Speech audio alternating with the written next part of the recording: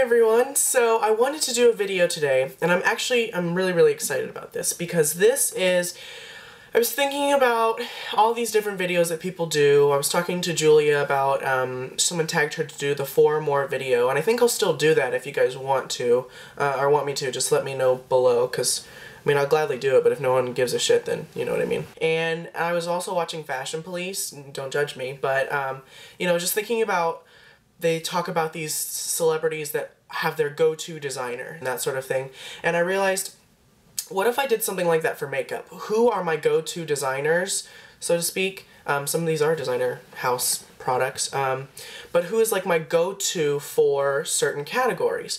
So I made a list, and I don't have a brand for each category. Like, there's obviously not one for blush, because I don't wear blush, but if it was going to, I'd say M.A.C, because M.A.C makes great blushes. But just who are my go-to people and who are my go-to brands for certain categories of skincare, makeup, and fragrance.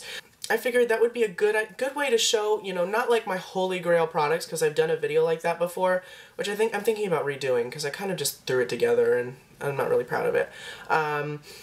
But just more of like, who would I go to if I needed a new product in a certain category? So to start, I would say for skincare, and I have this written down, some of it's winged, but some of it's written down. Overall, based on the amount of choices you have, the amount of concerns that this company addresses, the lack of fragrance, the lack of alcohol in their products, the lack of dyes, the lack of animal testing, I'd say Paula's Choice. Now, are they my favorite skincare brand in the whole wide world? Because do I have a single favorite skincare brand in the whole wide world? No. I like to pick and choose. My wardrobe for skincare is very broad and very diverse. But I just think in general, you know, they have, of their BHA exfoliants, they have a liquid, they have a gel, they have a lotion, they have a 1%, they have a 2%, they have, you know what I mean? It's just, it's the sheer options, because not one product will suit all people, you know, and if it did, then the industry would be a lot simpler, and when you go into CVS, you wouldn't see a million different choices for cleanser, you know what I mean? So I think in general they have a line that treats almost every single concern you could have as far as skincare goes. They do it without using harsh alcohol, they do it without using fragrance, without adding colorants, dyes, and they do it without animal testing. Sometimes I feel like they kind of sit on their high horse sometimes, and it's like, well, everybody else is doing everything wrong except us, you know, we're the best of the best. And do I believe that necessarily? No, I don't. But I do think I've always had good customer service. I've liked the products that I've tried from them.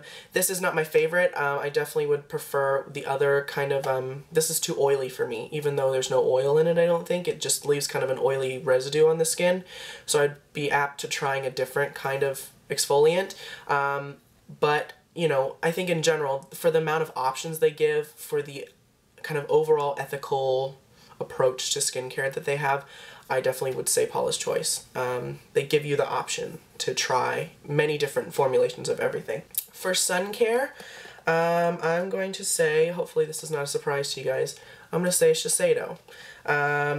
They make an eye cream with SPF, lip balm with like high SPF.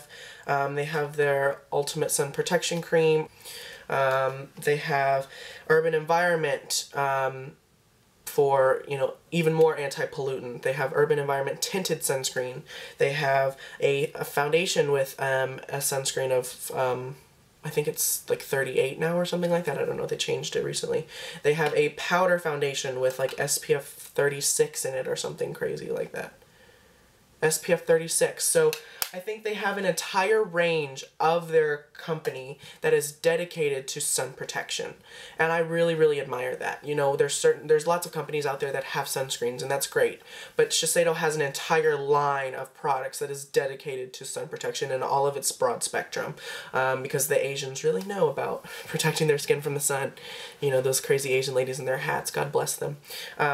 For primer, I wanted to say the Hourglass Mineral Veil just because it's my absolute favorite primer of all time, but that's one product. I like having options. I like the availability of choice. That's why a lot of these companies are really kind of giving me a broad range of what I'm looking for. So I would say Laura Mercier. They have their classic primer, they're oil-free, they have Radiance Bronze, they have Protect, they have Mineral Primer, they have Hydrating Primer.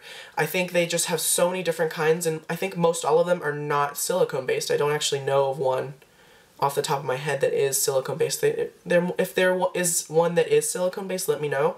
But these are all light lotion textures.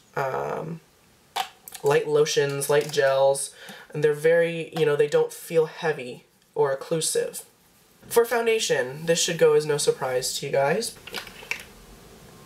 Chanel. Because I like every single one for a different reason. I did a Chanel foundation overview video for you guys.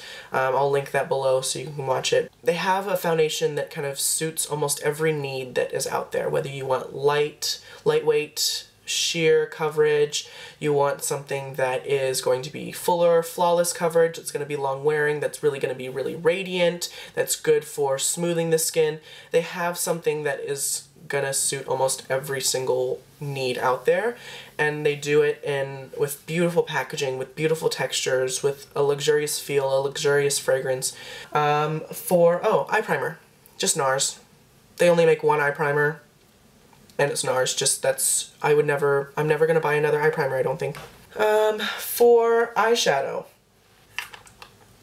NARS, can you tell?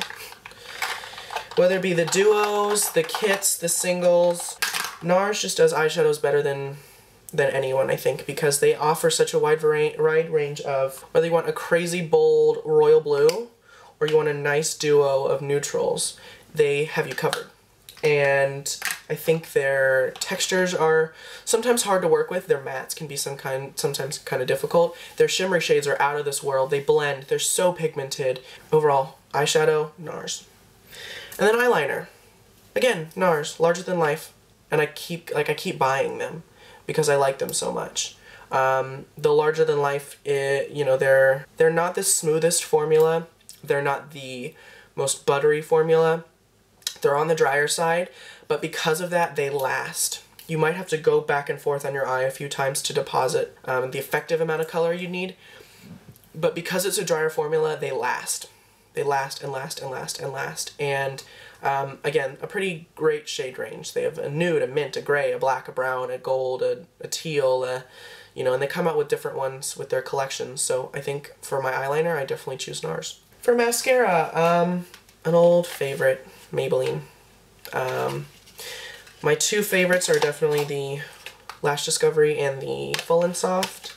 I think overall I've liked almost every single one that I've tried. They have such a wide range, and I think they're inexpensive, first of all, and they do mascara really, really well, so I definitely go to Maybelline for my mascara. For brows, Anastasia, Beverly Hills, the sheer variety that you're getting. In whether you want to use that stupid dip brow pomade that everyone and their mother is obsessed with to create those drag queen eyebrows, or their brow gel, or their Last Genius for, you know, creating waterproofing your mascara, or the tinted brow gels, or the brow pencils, or the brow powder duos, or you know what I mean? Just the sheer variety that you get from this brand is excellent. And, you know, I like my hair really dark. My eyebrows are naturally really dark, so I have to use something that is a dark tone that doesn't have any red in it. Amazing product, and I think in general, that's just who I'd go to for my brow products. For lipstick, it was kind of hard for me to choose, but I think in general, what I just decided to pick is M.A.C.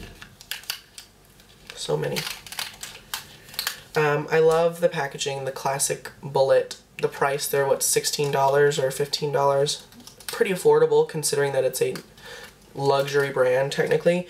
But the sheer variety that you get, you know, they have really great classic matte lipsticks. They have some of the most iconic lipsticks of all time, you know, Russian Red, Ruby Woo. They have, you know, the collaboration with celebrities in the Viva Glam campaign. So many different varieties, so many different colors. And I love them for that. I love their whole Viva Glam thing. I love their whole crazy limited edition packaging, you know, that sort of thing. Just a great set of lipsticks overall, I think. For brushes, I'm going to say the e.l.f. Studio brushes. Just because I have so freaking many of them, I mean, this is just a limited number of the ones that I have. $3 a piece. They're synthetic. They're well made. They look nice. I mean, tell me this doesn't look nice. Like, it's all black. Very beautifully done. Very soft. Very easy to clean. You can use them with different powders, liquids, creams because they are synthetic.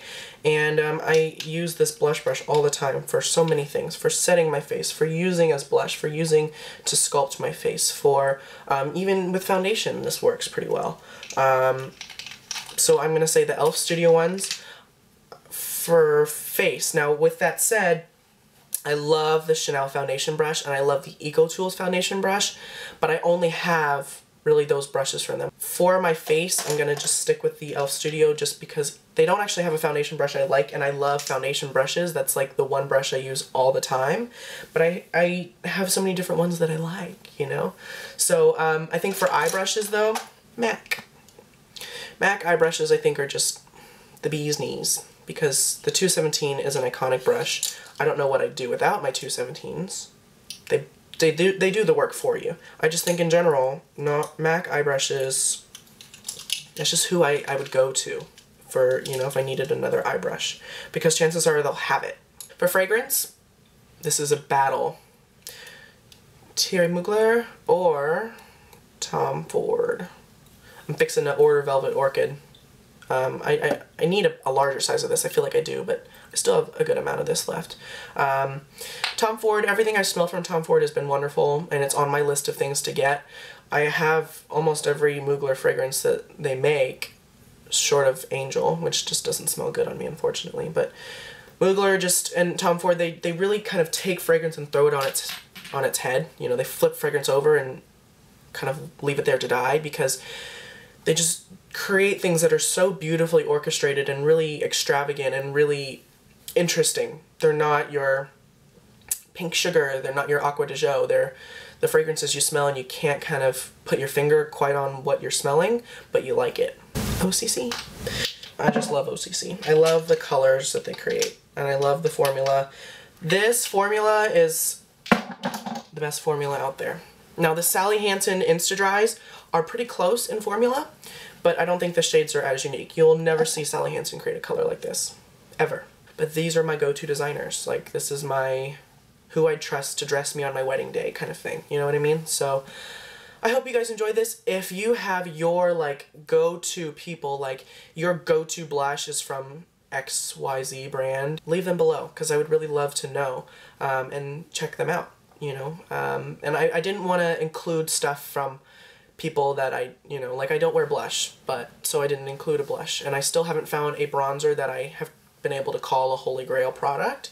I hope you guys enjoyed this. I hope you like my shirt too. Isn't this cute? I got this when I was living in LA at a Melrose Trading Post. Some guy who like deconstructs t-shirts and changes them, and there's like fishnet on the arm. I don't know if you guys have seen this before, but I love it. So yeah, I hope you guys enjoyed this, and I will talk to everyone real soon. Bye guys.